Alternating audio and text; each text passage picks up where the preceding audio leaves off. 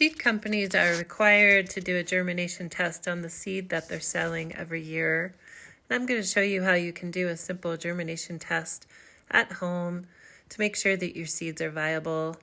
This is a great way to know what you got and know what's going to germinate when it's time to plant.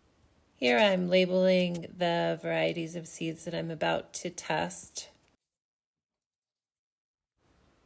Seed companies would normally be using 100 seeds per test, but for my own purposes, I just used a few. I don't count them, I just put a pinch on the paper towel, fold them up with a waterproof label inside, and then I spray each little bundle with water, and then put them all in a plastic bag in a warm place for 3 to 5 days.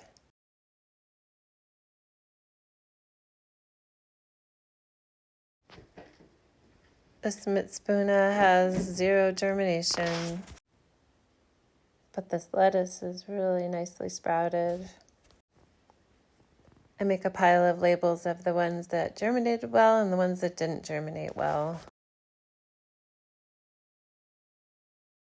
I do a similar process with the peas, except that I have to rinse them every day or they'll get funky. Peas need to be kept in the freezer, otherwise they don't germinate well at all after a year. But these look really good. And I'm actually going to plant these in the greenhouse, so that's really fun.